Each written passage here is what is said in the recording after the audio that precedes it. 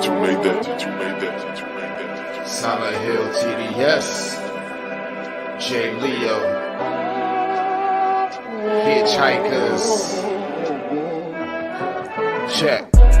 I'ma spit fire and propane. Keep a little baggie of some veggies, your romaine. Zombie ass bitch tryna eat up the whole brain. While this bummy ass nigga still asking for more change. Get your taste buds lit, popping right under your tongue. Lighting up a sharp strain, feel like it's chopping your lungs. Smoke another leaf to the head, feeling like Danny Phantom. Got a medicine jar in my car full of zany samples. Running with the factions with my rations getting low. Get down on the floor, blood races like I'm whipping blow. Shit show for show, I don't know, I just release and go. Can't hear what you're saying, this sweet too loud and you're speaking low. Johnny smoking haze, ain't a blaze, I got heat to throw. Then I'm let the heater flow and send it to the heat below. Think it's a game, I pick the day before you let him roll. Think I'm insane, but from the start I never had control. Have you ever danced with the devil in the pale of the moonlight? Have you ever laid with a demon with the flames by your bedside? Smoking the air, sipping on spirits, get the mood right, get the crew hype. Middle fingers to the blue lights, dancing on your grave while I gaze into the moonlight. Rolling through the city, heart is empty, but I'm feeling frisky, knowing I can make it even though these niggas want it in me. Got some rolling papers and some bitches, yeah, we getting litty, feeling out of place. Fuck it, I got my niggas with me. We on a long road, smoking trees and bagging hoes. Love is faded, I'm jaded, consequences are never told. Running out of characters, the real me is getting old. Facing the facade, 50 shades, and I fall below. I'm on some new shit, underworld a new bitch. Your loose lips tangle you up, I guess this news fits. I do this, spitting some fire in F doom hits. The sun god bringing some light, now watch your mood switch. Hieroglyphs writing scripts, namaste but conquering. Conjuring some spirits in the valleys where they die and quit. Just a gladiator on a righteous tip, still sharp and steel, but I'm colder than the Arctic gets. What's up, everybody? How's everybody doing tonight? As usual, it's your boy Wildcard Mar in the building. Here we are, I.O.W. Sports Late Night Al Edition, episode 107. 107. So we climbing up them numbers in the episodes. Just want to go ahead and get all the preliminary shit out the way. We got, of course, our residential I.O.W. homie, Big Nick. He's going to join me in just a second. But preliminary shit, y'all go ahead. Y'all know the website, www.ioff119.com. Go cop some merch. I'm rocking some I Off the Wonder podcast merch. That's our sister podcast company. Of course, we got some I.O.W. Sports merch. And then, of course, Detroit Mail has the exclusive J. Edwin collection and t-shirt company. Y'all can definitely cop some of that merch. If you're feeling more charitable, go ahead, drop some little coins in the collection plate on our Patreon. And then most importantly, y'all going over to your respective app store, whether you got a Google Play Store or Apple Store, the I.O.W. Network app, the radio app is up. It's live. A lot of great content on there. You'll enjoy it. I enjoy it. I love listening to it. At the house while I'm cleaning, doing whatever, hanging with the kids and the family. Dope stuff. Great content, great music. And then, of course, y'all see it scroll on the bottom of the screen. That's my homie right there, 40 Water, a.k.a. Silent Hill, him and J. Leo. Pale Moon Devil Dan is the official, unofficial theme song for the I.O.W. Sports Late Night Al Edition. Let's jump into it. Let's go ahead and get our Wildcard Mar top play of the day out the way. It's a NBA game going on right now. Looking at my TV, 78-85, Charlotte Hornets, Golden State. It's actually pretty good game. But last time I checked, I did see this highlight, and it made me go crazy because I love Gary Payton. I love the glove. People who are my age, a little bit older, remember Gary Payton, GP, if you're with me. His son is in the league now. So this is GP2.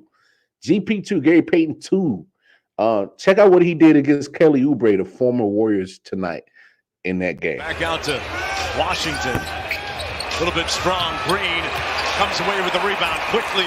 Up to Payton. Oh! Do it with feeling! GP! Wow. this play by Gary Payton Jr. The third. And a second, my fault. Oh. GP, are you with me? Oh, you can give him one more. That's a grown man move right now. Ugh. Move, bitch. Get out the way. Get out the way, bitch. Get out the way. Kelly Oubre just got yammed on. Oh, that was nasty. That was disgusting. Oh, my goodness. So that's your top player tonight. GP2, the second version of Gary Payton. He comes through with the master jam on Kelly Oubre. But look, as I said earlier, we got the residential I.O.W. homie coming in, Big Nick. Big Nick, how you doing, baby? Thoughts and prayers to Kelly Oubre. That shit was sick. That boy got baptized, didn't he? I know the original GP was called the glove. We might need to call him the sword because he slayed that motherfucker. Holy crap, that was nasty. Yeah, that was nasty. That was nasty. How you doing, buddy? Hey, man, you know what? I'm definitely a lot better for Monday night. You think? You think? You think? A 10.5 point swing on a Wednesday morning? Have you ever seen that in an NFL game before? Hey, no, we'll get to that in just a second because that's a lot of implications on that game. Holy crap! Lucky dog, you. Bro, check this out. This is 2 years in a row that we not going to get the State Farm game. I actually had tickets. Like me and my old lady had tickets last year to the Chiefs Packers in Arrowhead. And we were going to sit like damn good behind the Chiefs bench, like probably like few rows up. They cost us a nice little pretty penny.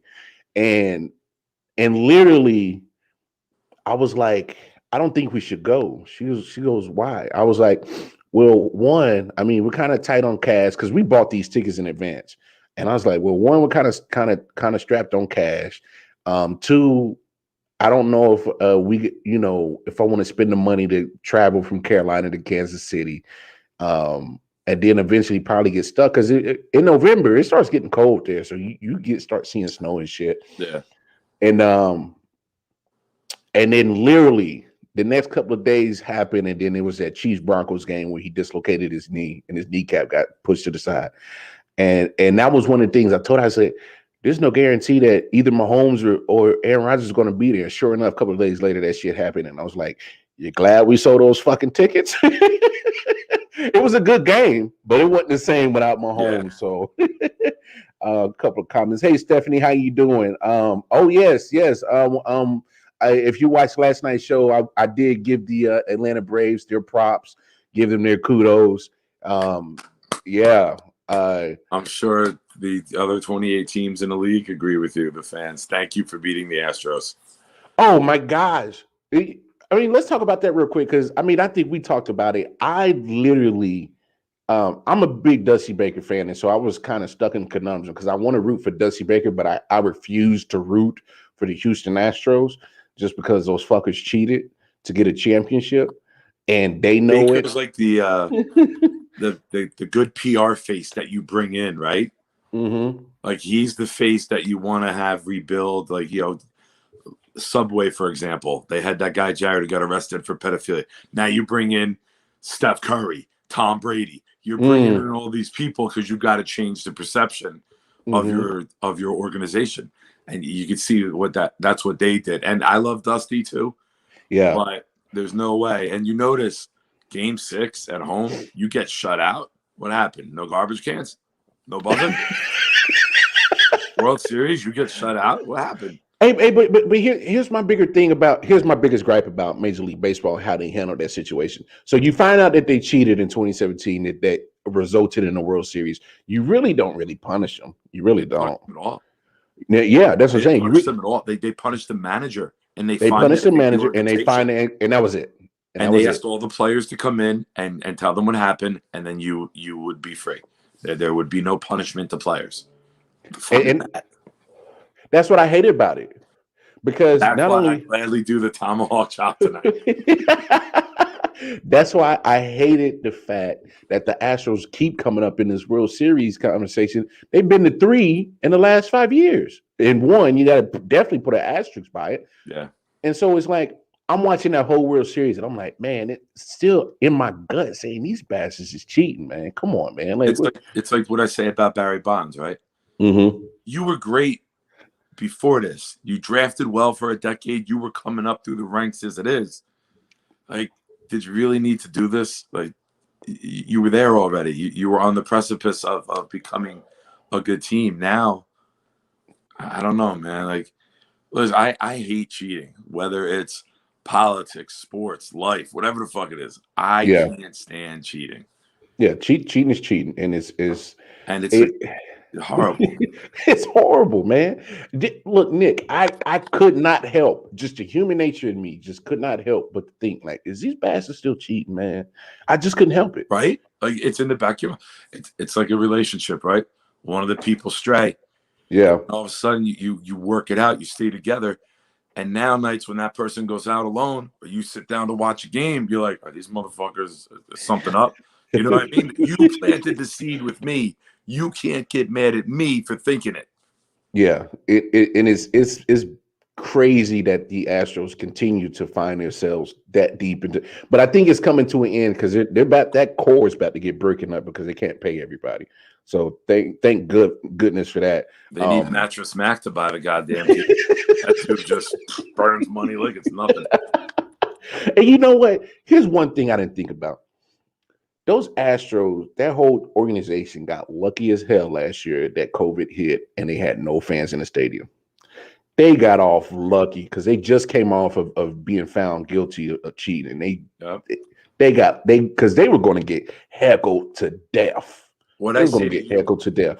it was April or May. And Yeah, the Astros, I think it was early May, and the Astros went to Yankee Stadium. And yeah. I'll never forget my comment to you guys. I said, MLB showed that they have a sense of humor because they put Altuve on his birthday in Yankee Stadium. Now, granted, the little bag of shit hit a walk-off, I think, or not a walk-off because they were the road team, but he hit the game winner. But the abuse that he took, the Yankees fans chanting "fuck your birthday," one of the greatest chants in the history of sports. Bro, he deserved every bit of it. Absolutely. And that's the thing. And that's what bothers me the most is why didn't Major League Baseball take more of a punishment towards the whole organization from execs all the way down to the players? You can't tell me that the core players of that team did not know. Oh, no, they knew. Of course they did. Here's my response to that question. How many other teams in baseball were cheating and didn't get caught? So they didn't want to make a big stink about it because they didn't want to get investigated in turn. That's something I've always thought about this, right? Like if your boy goes out, your boy's cheating, and sometimes you've been out, maybe you've been cheating with him too, and then your girl gets word of it and she's going crazy. You ain't gonna be like, oh, he does that shit all the time. You're gonna sit there and be like, what? I'm shocked. No way. Stop. Like you ain't gonna pile on because you know you got skeletons in the closet. Oh yeah, I'm pretty sure other teams got skeletons. MLB owners and general managers didn't push harder for punishment because maybe they got some shit. They just weren't as successful with it. Oh, I'm pretty sure there's other teams that are probably doing it, but the fact that they got caught and then the fact that Alex Cora was on that management team and then he goes on and get another job, then that puts questions on what him and the Red Sox was doing. So that's why he had to get suspended. Yeah. You know what I'm saying? So it was a trickle down effect. But anyway. Well, congratulations to Stephanie. If she's a Braves fan, congratulations. Yeah. Thank you. Thank you very much. Matter of fact, congrats to all Braves fans because I know the whole city of Atlanta is off of suicide watch because no franchise managed to drop the ball in the championship round.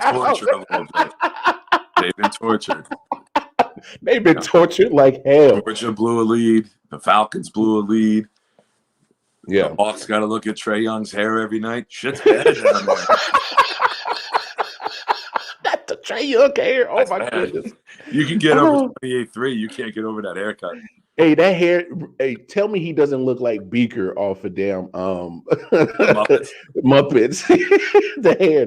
Anyway, Mahomes sounds like him, and Trey Young looks like him. That's hilarious. You should use that. I just did. Yeah, you did. Of course, by now everybody knows about Henry Ruggs' situation. I went on and talked about it last night, and I actually, if anybody wants to check back, go to the YouTube page or the Facebook page and check out last night's episode. I was 22. I was 22 once. You were 22 once. I'm not going to say we had it all together and we didn't make bad choices. But this situation is different because now more and more the details are coming out about the situation. Horrible. This young man is going to ruin his career because he decides to go 156 miles per hour. Impact at 129. 27. Yeah, in 129. a residential area. Now, if you're in a residential area and you're pulling out on a side street, you look to the left and you see a car 6 blocks away. Oh, I can make it. Little do you know, this car is doing 156. Listen, I've gone 127 in a car. I've done it on a highway, open road, no other cars around. Something happens, it's happening to me. Yeah. Where I'm putting me at risk. You never do that residential. There's side streets, there's driveways, people cross. Yeah. Like, it's a shame. And then you hear that 3 witnesses were trying to get the woman out of the car and they couldn't, and they watched her burn alive. Well, the shit was on fire. There's no way you're going to get her out. There was no way you were going to get out. Her and her dog. And you know the PETA people are going to go after Ruggs and cancel him because the dog was in the car. They don't even care about the person. You know what's crazy? I don't think a lot of people thought about that because I did too. When I found out, well, one, horrible. It's already sad that the woman got killed. And you saw how they went after Mike Vick for that dog situation. And now that their dog is killed in this accident, to me, that adds another layer of punishment that he's going to get. Yeah, and he had a loaded gun in the car. Like, has anybody ever learned from past mistakes of other players? Like, Plaxico had a loaded gun. You saw what happened with him. I think we just mentioned him last week, right? We talked about him. Now, when you look at the NFL, if you're going out, they have arm, and this is all came to common knowledge after the Plaxico incident. If you're an NFL player and you want to go out for the night, you call league security, and they have armed. They have like on like a service of like an Uber with security people, off-duty police officers. You get armed security to go out for the night. Like, why wouldn't that be the #1 speed dial on your phone if you're an NFL player and you're 22 and you want to live the good life and you got an off night and you want to go out for a little bit, you want to take a lady out? Just don't worry about getting an Uber with worrying about out of the car. Go get the black car treatment. Yeah. Go get the armed security. And why would you risk? You worked your whole life to make it to the NFL. You got drafted in the first 15. You got great money. Why would you put everything at risk? You're rich. Go to a fucking NASCAR speedway and be like, yo, I got this car. I want to see what it can do. Do it on a private road. Why? It's so stupid. It's to me, this is beyond being young and dumb and being young and reckless. This is like another level of putting not only his own life at risk. He had a passenger in the car. He put that person at risk, and he's fucked up too. Yeah, and not to mention, of course, the unfortunate death of a young lady and her dog. So you put so many people at risk. So I've been looking at this story on social media, and I'm looking at some of the comments, and I'm just like, they're like, oh well, he should be all right. This is similar to Dante Stallworth. This is not a Dante Stallworth situation. No. This is not. I just said in an argument, he was driving a murder missile. He was. You come on, man. He was looking like them Japanese suicide planes Oh, in the World War II. kamikazes. Yeah, he was looking like a kamikaze. That's exactly what that situation was. When you put alcohol, and he's already double the limit, 0.161. You know what I'm saying? And you get Oh, behind. I was double that Monday night. Yeah. Then you get I know. then you get behind the wheel of a super fast Corvette. You drive it 156 miles per hour. You are a kamikaze. On a side street. It's not a main Bro, road. how It's many not a main. It's not a exits main on a road. side street? How many are you passing every 3 seconds doing 156? Mm. You know what, man? I don't know if I'm right with this comment, but I'm going to say it. Now go ahead. You trying to impress a girl that bad? Is she saying, oh, let me see what this car can do? You know what I mean? Is it one of those show-off situations where, like, Hey, it's disgusting, man. It's preventable. And whenever there's loss of oh, innocent loss of there's a life, word. There's the word I was looking for, because this whole situation was beyond Yeah. preventable. It was beyond preventable. Like, I look, Nick. I'm not gonna lie. I did some dumb shit at 22. I'm pretty sure you done some dumb shit at 22. 43, still doing dumb shit. I'm all about. You met me.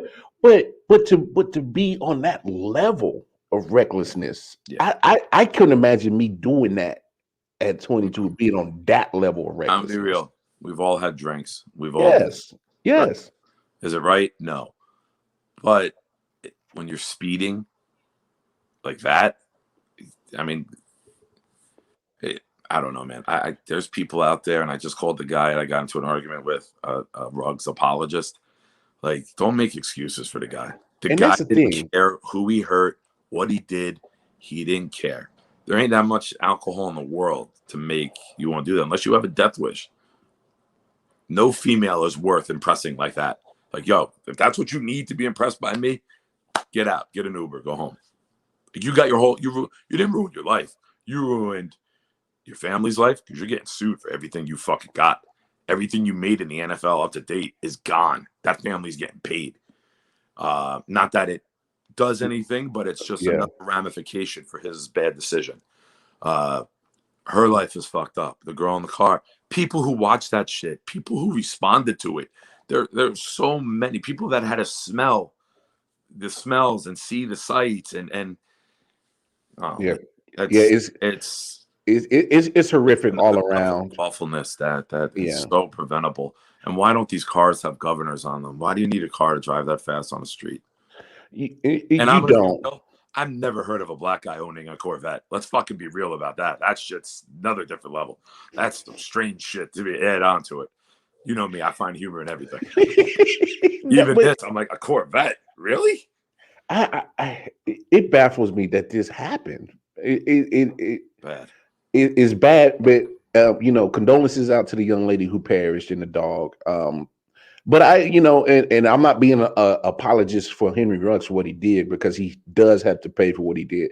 But there's some condolences for that family too, because they're about to lose a young man. He's going to do some jail time.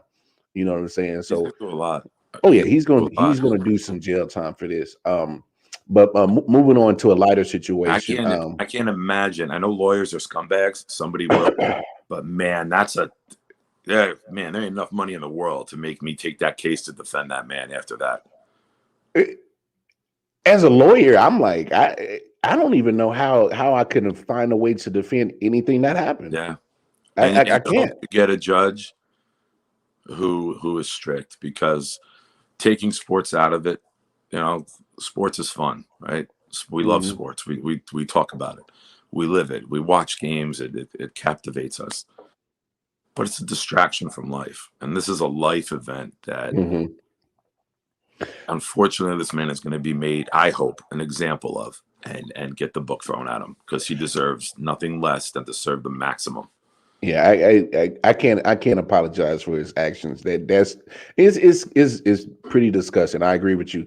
But getting past the actual life part of that situation, look at this as the football part of this situation. Now the Raiders got to find out how they're gonna. This is their second major public black eye in a matter of a month.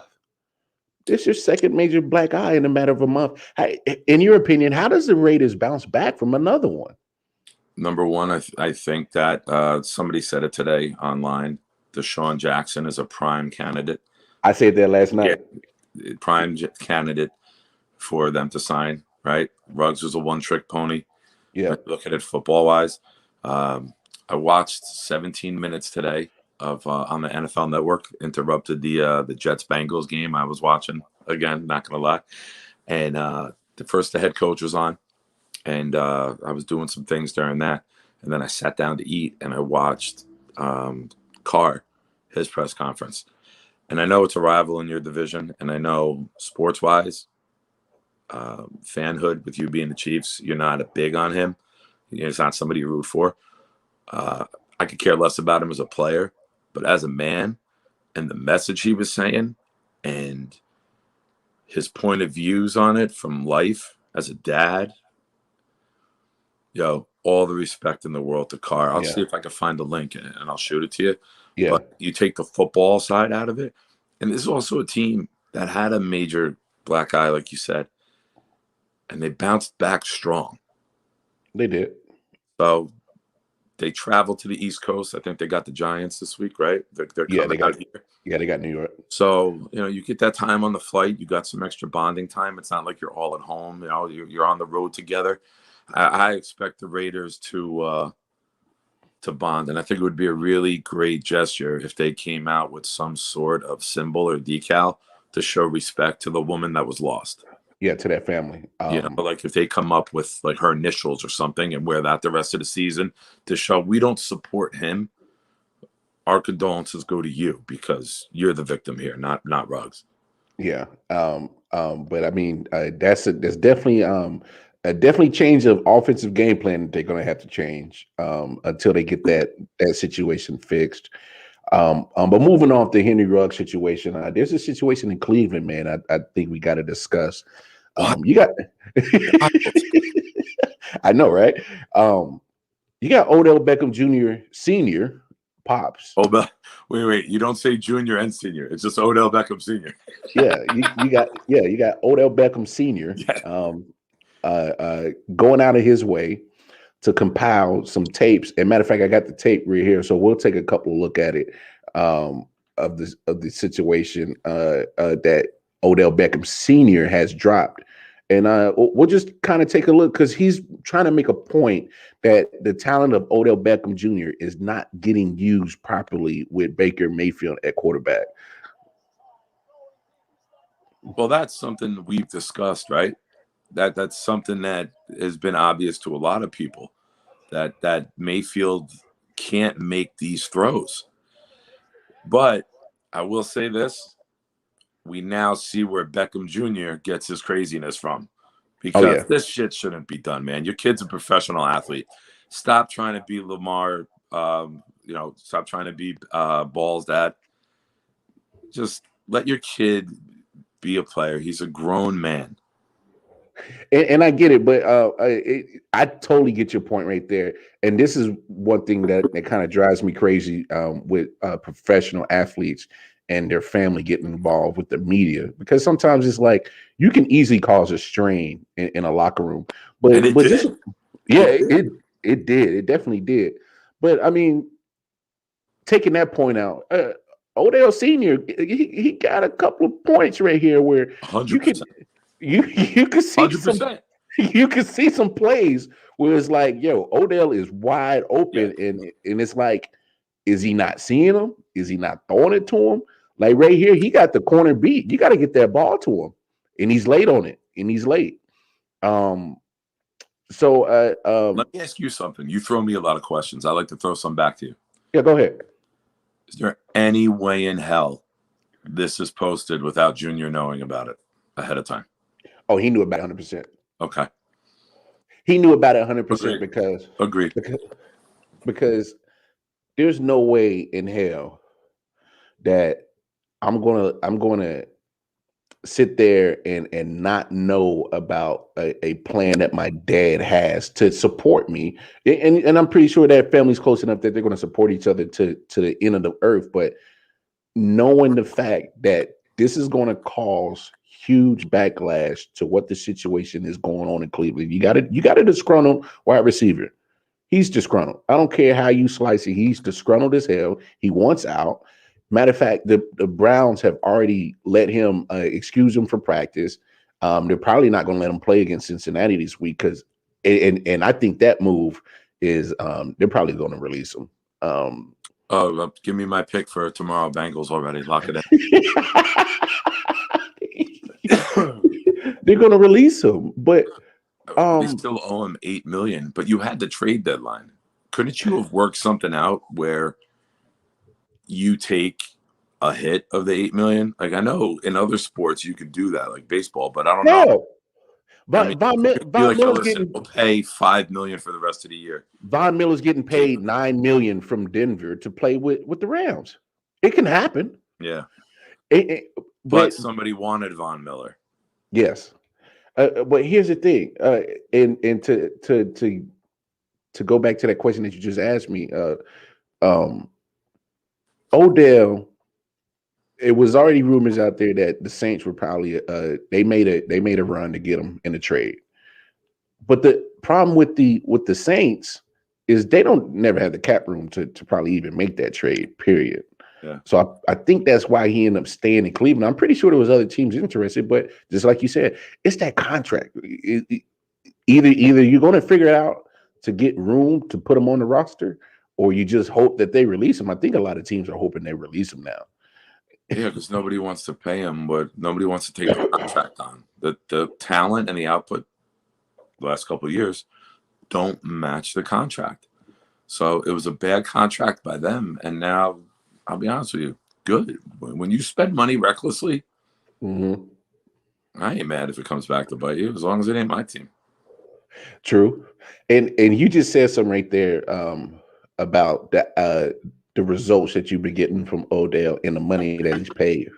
And I think is the bigger picture on why his dad made this video is because he's trying to show that his son is still one of the great wide receivers in the league, and he's getting wasted in Cleveland. I think that is the probably the biggest motive right there for all of this. But here's something to add to that. On top of that, agreed with everything you just said. It's going to be the second team you ran yourself out of. In a day and era of sports where character and chemistry are more important than ever, and knowing that these guys live on social media and you want to bring in the right people who say and do the right things. I know Joe Douglas and the Jets are not going for Beckham. He doesn't fit what they want to do in the locker room. Yeah. They're building a team of, in the 2 years with Douglas as GM, I think they've drafted 9 or 10 guys who were captains on their college team. Yeah. They're building a locker room of leaders. They want guys who don't need to be led. They want guys who are going to lead one another. So I know damn well that Beckham is not an option for the Jets based off of his off-the-field antics. How many other GMs are going to line up with that? You know, like the Rams will fucking take anybody. The Cowboys will take anybody. Yeah. You know, those are teams that you think right away, but Dallas don't need a receiver. No, they don't. Maybe 3 guys who are all better than Beckham right now. Maybe 4 when Gallup's back. Well, honestly, I think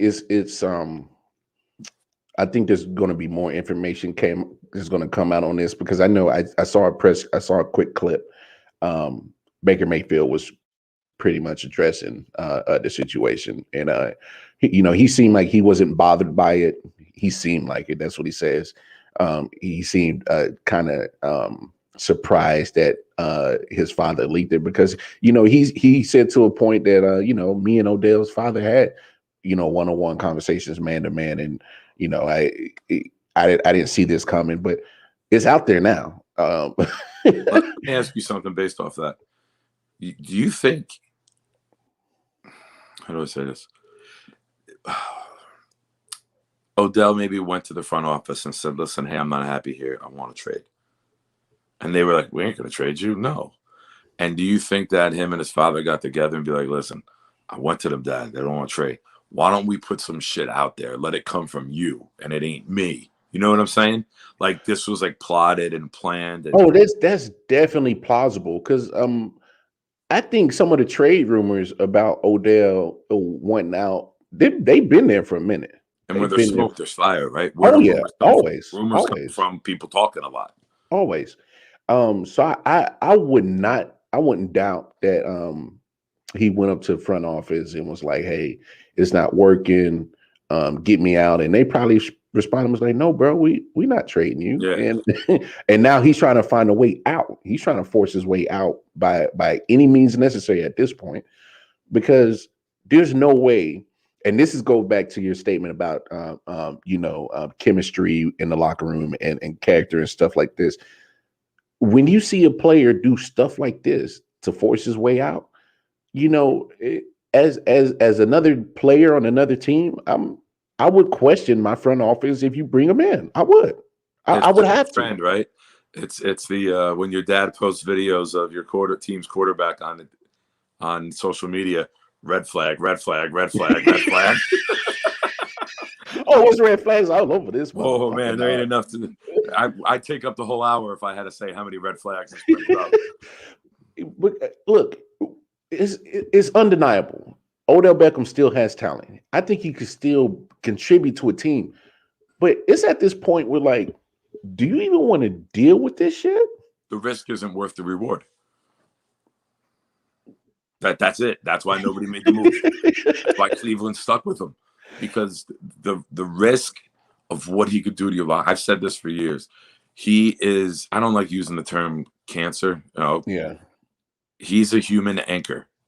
He will bring a team down. He will leave them out there floating, but they're stagnant. They can't move forward. They can't go back. They're just stagnant. When you get a guy who is an anchor to a locker room and a team and is me first, I get it. Receivers are me first people. That's what they're all about, right? Give me the damn ball with Keyshawn. It's been around for a very long time. But when I don't know, he just. And like personally, like I hear he does good shit with charity, and I hear he does good stuff with communities. But like, just something ain't there. Like he's just, I don't know, all world talent. And when that rookie year hit, you thought we were looking at one of the greats to come out. We're looking at one of the next greats. And it's like now he's like the next Antonio Brown. Like Bro, he's gonna have to go move in with Tom Brady to fucking get his life right. The biggest comparison just hit me. I think Odell is the NFL's version of Russell Westbrook. Oh, where he dresses a little fucking weird. No, but hear me out on this comparison. You're looking at two great talents. You know they got talent. You know what they bring to a team. Have never won. Yeah, but the only problem is chemistry issues on the actual team scope. You know what I'm saying? Like, I hear it's hard to see Russell Westbrook winning a championship in a team game because his game is not team oriented. And now Odell is showing the same characteristics that he can be an all-world talent, can do great things, but in a team setting, is he still going to be there, and capable enough to do the things of what it takes to be a great team player? You know what I'm saying? And I think that's probably as close as the comparison I can get of what OBJ is doing. And as you were saying, what popped into my head is one of my favorite expressions. With Beckham, you get flash over substance. You get the flash, you get the excitement, you get the crazy footwork on an 8-yard catch. Like the Instagram kids love it. Yeah. There's no substance. There's no victory stacking up. There's no chemistry. Right? It's just there's something missing. Now, there's some guys who come into the league, any sport, they have an it factor about them. They're Yeah. not the fastest guy. They're not the most talented. They're not the most powerful. But they find a way to hit home runs. They hit open threes. They contribute in a way that helps the team win. Yeah. What's the term used in baseball? A professional hitter, Yeah. right? Like, learn how to be a professional receiver. Like, you're missing something. Do some self-reflection. Get a Yeah. fucking receivers coach. Get somebody that will tell you what you need to hear instead of fanning the freaking flames and Yeah. making you like your dad's doing right now. Your dad's saying, "Hey, it's not you, son. You're perfect. It's their fault. It's that Yeah. quarterback. It's the offense. You're the best, son. I love it." That's not what people need to hear in this generation. They need to hear, "Hey, you broke that fucking route deep on the sideline. Maybe you're too close to the sideline. You got to get in more to give your Yeah. quarterback room for error Yeah. on a deep throw." Because that's what I see when you saw that video. Yeah. He's tiptoeing the sideline. He is. The ball's thrown 2 yards out, and now he's out of bounds. Yeah. That's something receivers are taught. It's Don't crazy. hug the sideline because now your quarterback's room for error is less. And on a ball 45 yards in the air to sideline, let's be real. Most guys are going to be off a yard or two inside or outside. It's crazy that you say that, because now I'm thinking about before the Browns made this trade to get him from the Giants. I don't know if they did enough, internally research with the Giants to actually know what they were getting with They Odell. bought into the flash. Yeah, Yeah, I agree with you. I don't Great think they point. did enough. They bought the flash. They didn't. Mhm. They didn't look, or maybe they didn't care because they needed receivers. Maybe they were like, you know what? This is what we need: deep threat and open up the run game. The guys had a couple flashy games. The Cowboy game last year, right before he got hurt. That was the last time he was an impactful player in the league.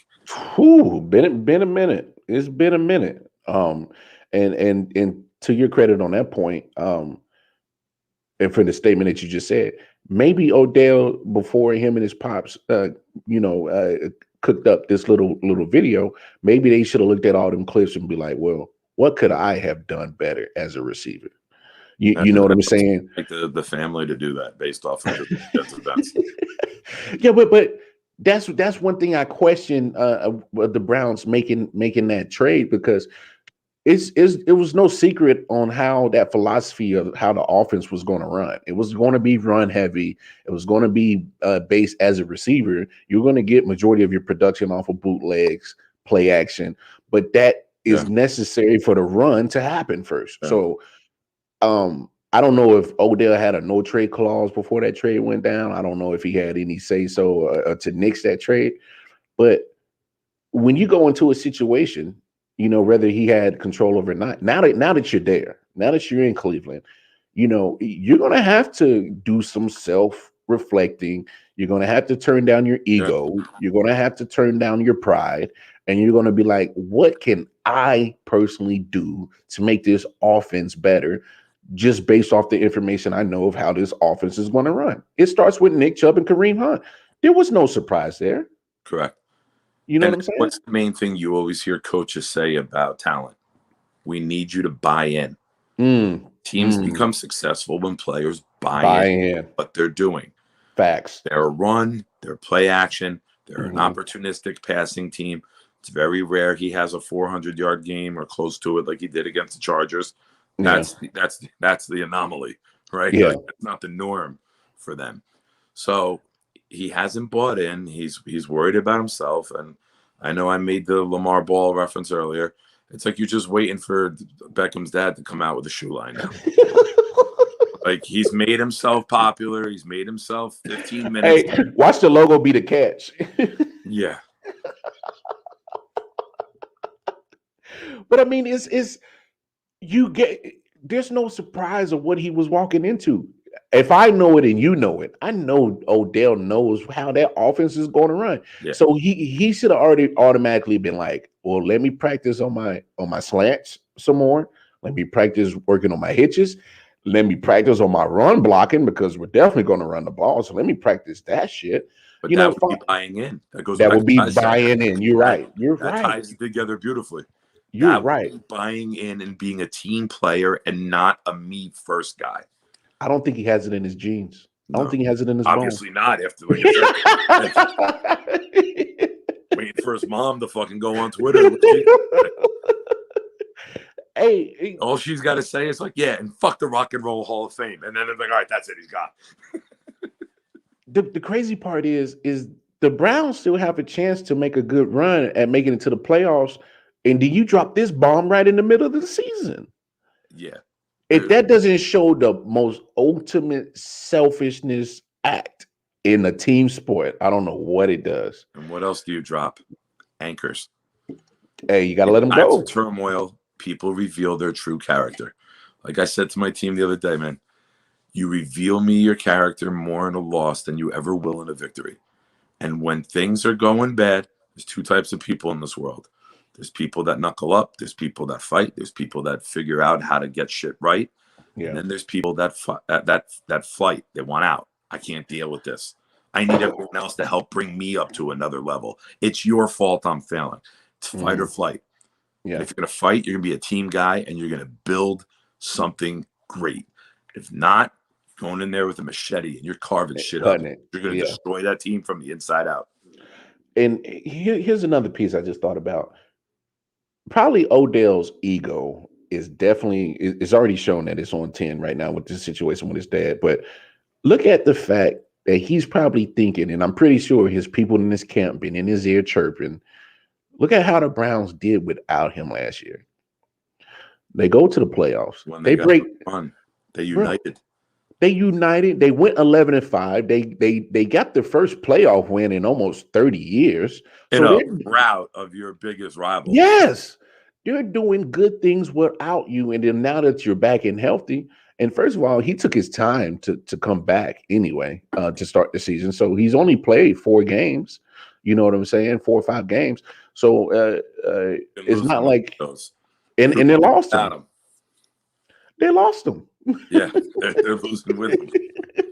So I'm pretty sure that is another little gas can that's been thrown onto their fire. But I'm over them. Like I'm over the tactics. I'm over the me first. I'm over it. Like I'm not a fan of the man. So yeah, I get you. Trade deadline had passed yesterday, and pleasure doing business with you, sir. Yeah. I don't know who Dan Brown is, so I got to check up on his tight end status. See what he can do at tight end. I still was a little bit shocked that we grabbed a tight end. I'm surprised we didn't go after May. You know, the safety that you guys had on the block. Brown's a good blocker.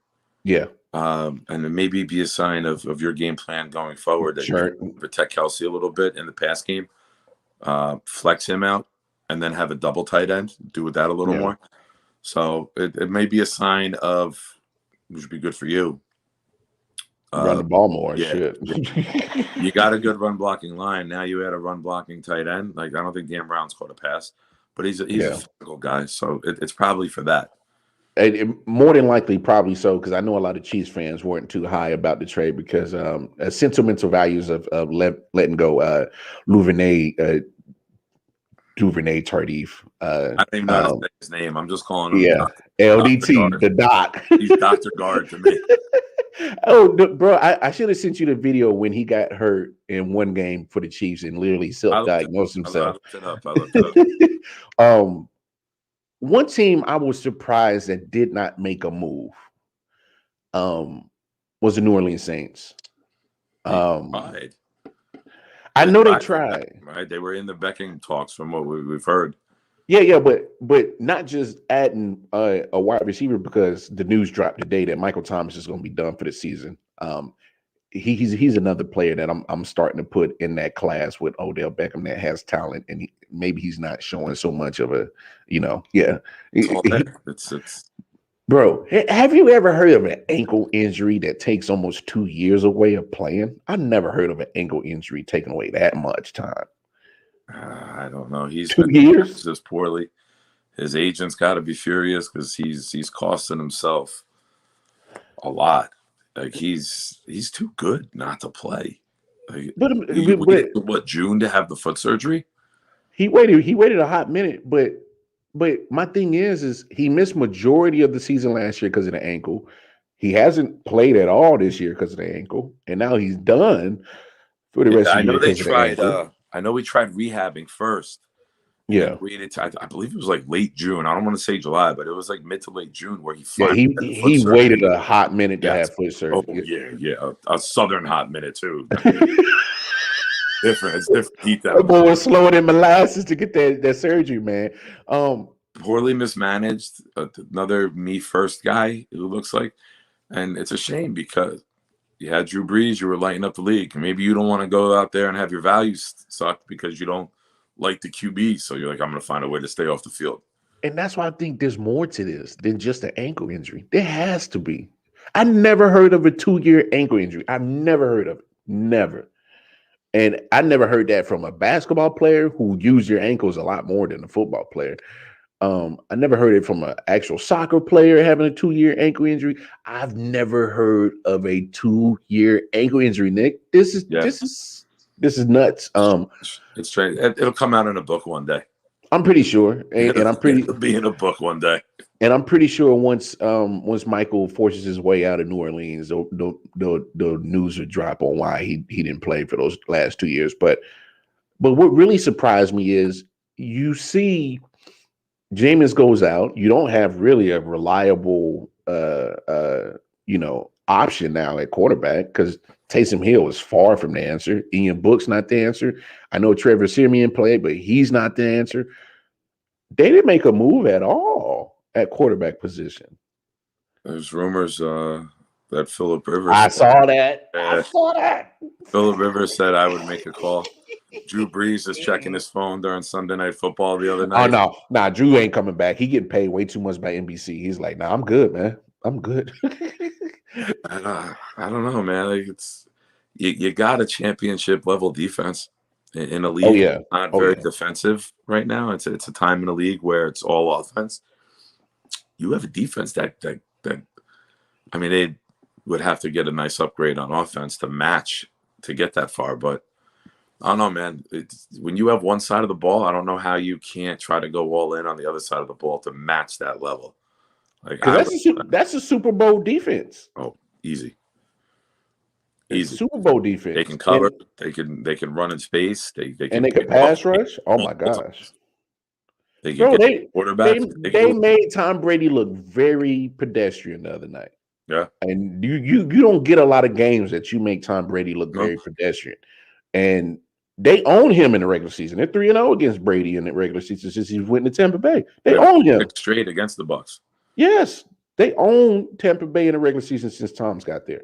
So you don't want to waste that. You can't waste a Super Bowl caliber defense because that defense is going to match up with any team in the NFC. Hell, it's going to match up with any team in the NFL.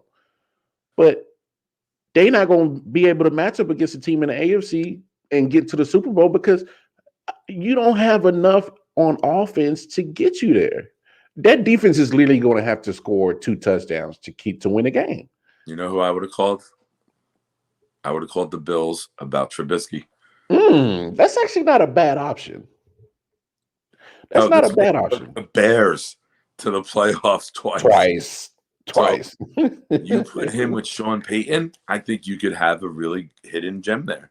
Oh, yeah, because he's a better play caller and better offensive mind than Matt Nagy. So he definitely could have used what Trubisky does well. And look at it this way. Trubisky's a better talent than Winston, who was playing better with Payton. He was playing the ball better. I think Trubisky's a very underrated. And the fact that he was in Chicago and they had some bad moments, I think he became a butt of a joke. But I think, as you're seeing now, it's more the coach who's the fucking joke. Mm-hmm. Like the player hasn't had a chance to prove himself somewhere else. I would have called them up. That's actually not a bad choice.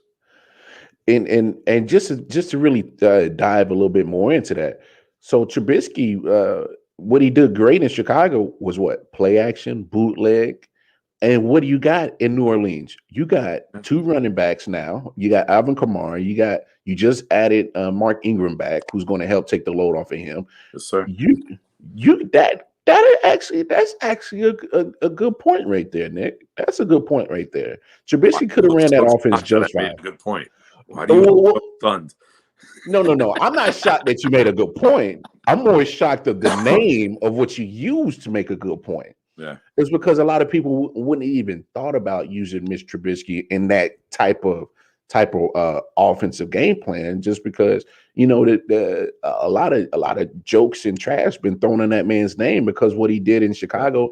And I was kind of one of the people that was like, I know Trubisky has limitations, but I don't think it was all him, because and now you look at this year, you get a great talent in Justin Fields and he's struggling. So it's not necessarily who's at quarterback. It's what are they doing on the offense. The Bears' offensive line is complete trash. They can't protect nobody. Yeah. I mean, so and we said it last week. Matt Nagy's going to get Justin Fields killed. So at this point, you can't keep running those crazy go right, go left, 30-yard touchdown runs. You're going to get your head taken off at some point. Smooth off. Yeah. Another real quick, not to cut you off. I'm sorry. No, go ahead. Another player for the Saints. I would have called us after the way Mike White played on Sunday. Mm-hmm. I would have called us up and then flipped Joe Flacco for a better pick than what we gave up for him 4 days earlier. Another guy, a veteran, can come in. It's not far off play from what you were getting from Winston. Yeah. And after White played that well, you showed that, all right, you got a backup quarterback, because Jets fans were going crazy that we never signed one. We didn't trade for Foles. We tried to re-sign Flacco. He chose Philly instead, closer to home because he grew up in Delaware. Yeah. But I thought it would have been a nice flip to move him right after that and get more than what you gave, another Joe Douglas win in a trade. But they decided, I guess, I don't know. Maybe Peyton really likes Simeon. Maybe he sees something he can work with. Come on now, Nick. Come on, Nick. Hey, man, Sean Payton's a very good quarterback coach. I get that, but come on, man. He sees Simeon. You talking about Trevor Simeon. I understand. But, Drew Brees didn't have all of the amazing talent in the world. He wasn't a physical specimen. You look at Trevor Simeon, there's similarities. Now, I'm not saying their careers are similar, but I was about to say, I was like, you still drinking over there? You got PBR in that cup? Man, I'm all water. I've been on all hydration since yesterday morning. That was a rough one. But the coach knows that player far better than we do. Yeah. Maybe he sees something that we haven't seen and says, I can work with this kid. I can, because I'm sure the GM and Sean had discussions once they found out about Winston. Yeah. And the fact that they didn't make a move tells me maybe Peyton, we got it. Yeah. This kid can play. He's got his chance now. I mean, you don't want to fall back on Hill. Like, I know you paid him a lot, but I can't see. Like, Hill to me is Tim Tebow. Like, no. Thank you. Around Tim Thank Tebow. you. Thank you. Thank you.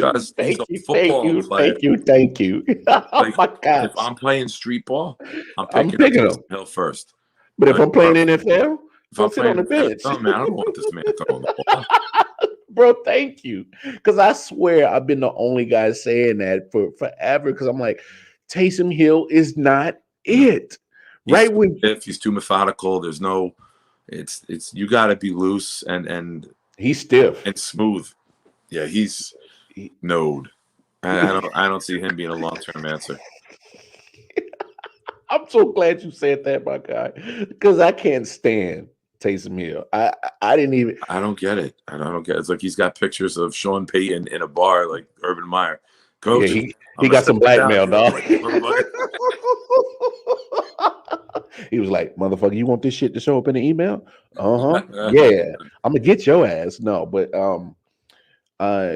Saints didn't make a move, and I was still I was a little bit shocked real quick that not the Colts, but the Titans didn't do more to bolster up their running back position. And I get Adrian Peterson's freaking nature phenomenal, but I don't know if he's enough to carry on what they were doing, because they were hot. Titans were hot.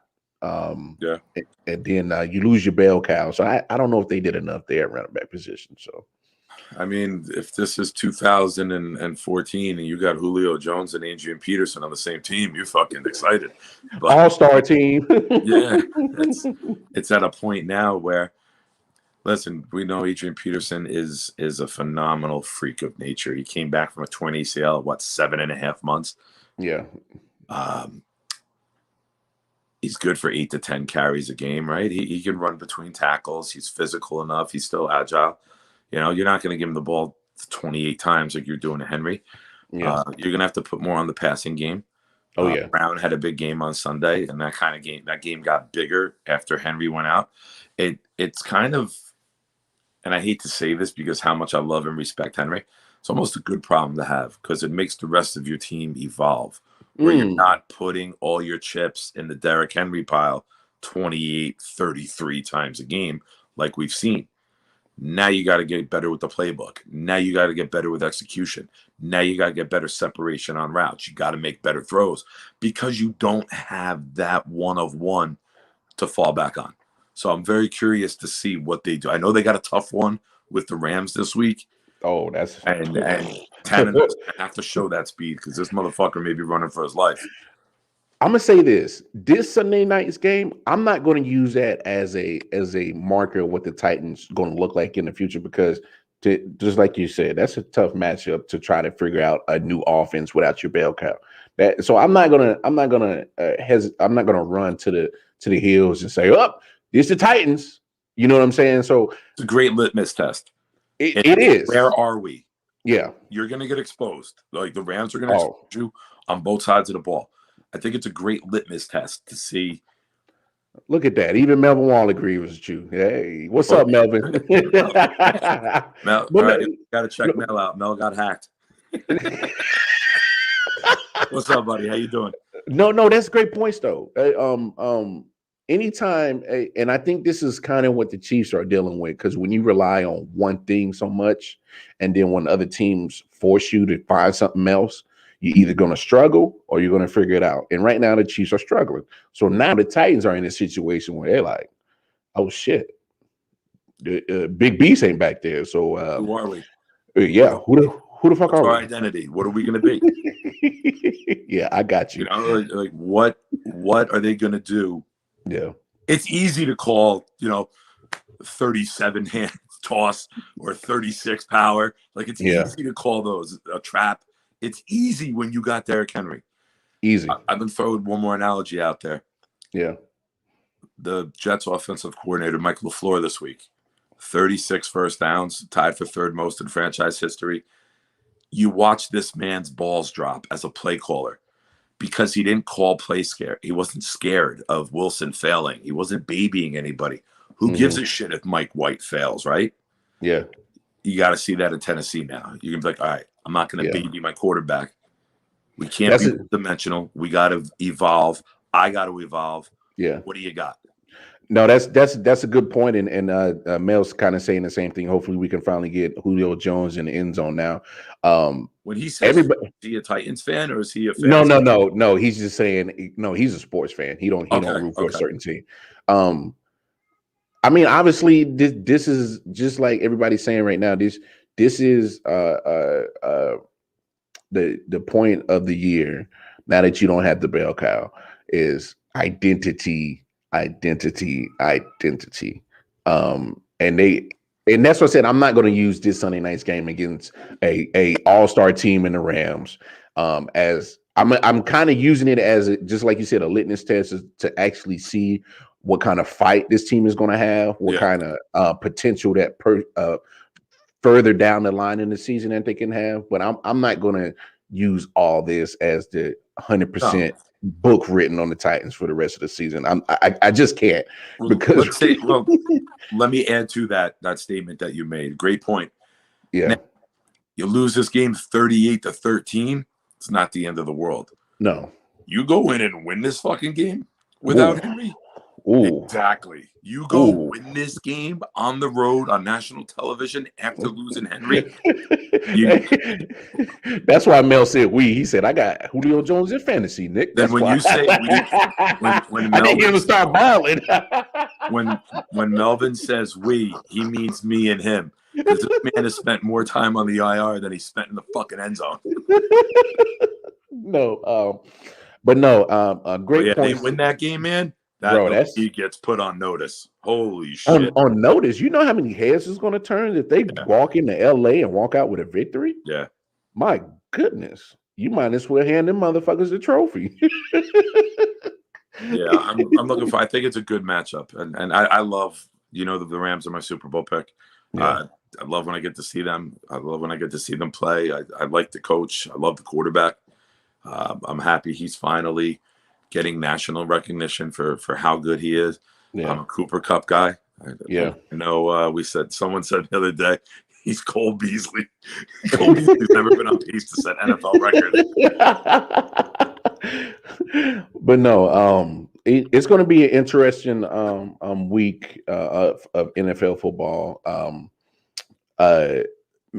Make sure you up tomorrow, man, because I know for a fact we'll definitely talk some Thursday night.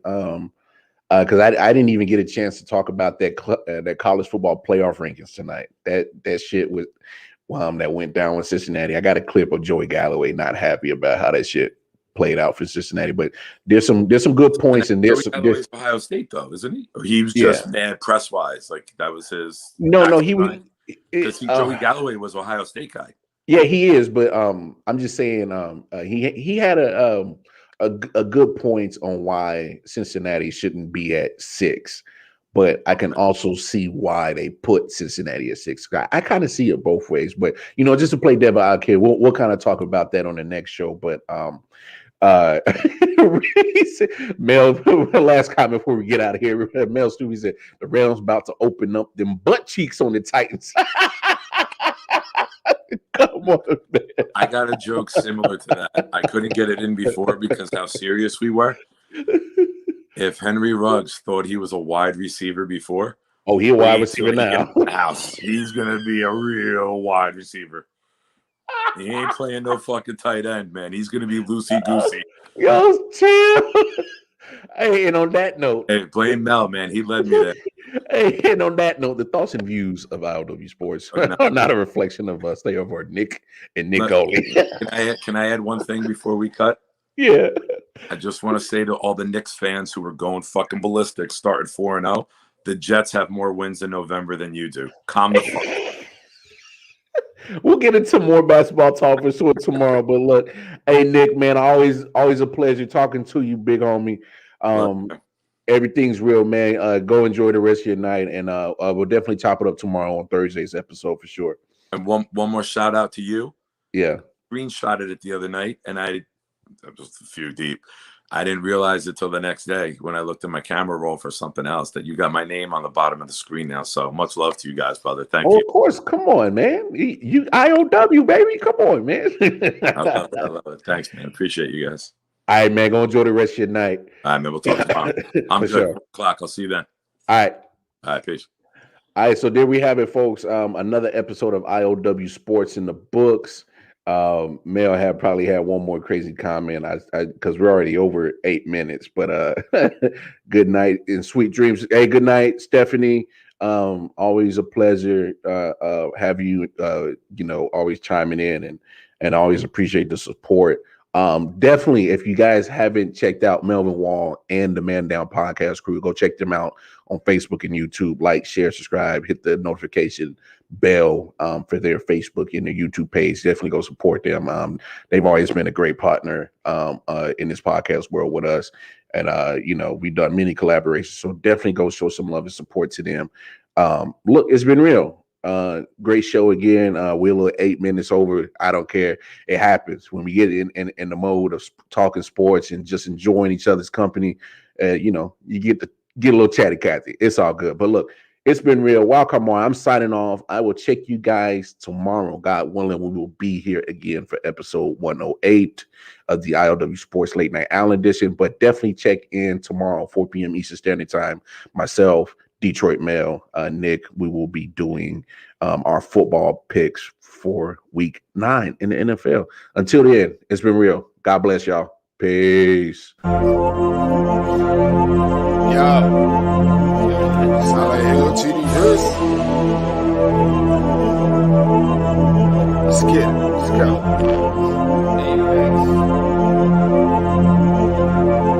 Yeah. Alright, let me get serious this time. Yo. I'm on my God of War shit. All the war spits, let the bass kick, nigga, feel the fucking floor lift. Watch your pores rip from these razor blade fingertips. Smoke hit your face like a hammer fist. Outstanding with suicidal flow. Nose dive into a free fall. Speedball, cannonball, jerking out on Adderall. I just watch the bodies fall. Supercharged like Dragon Ball. When I spit this fire out my mouth, you hear the dragon skull. Deadly with explosiveness, you're softer than some woven silk. Grinding rappers, flesh in the syrup and call it muscle milk. So nutritious, my hunger forever endless. I'm vicious and bloodthirsty, my nigga. I handle business pretentious, I leave them injured. Eating figures for dinner, underground like not the splinter. Then hibernate for the winter. Illiterate, so I can give a fuck about the sentence. Belligerent, so I don't give a fuck about repentance. Johnny plays with a bag of haze, over roast spirits. I'm forced to be reckoned with when I'm beating all limits. These lyrics are packed with venom. Rattlesnakes in the kitchen, cooking a recipe full of poison. I leave them finished. Come to punches, yo, I only landed threes. These thick fighting MCs is copping plan B. Never was a M fan, they can't stand me. Been dope since before Hope sampled Annie. If it's smoke, I ain't going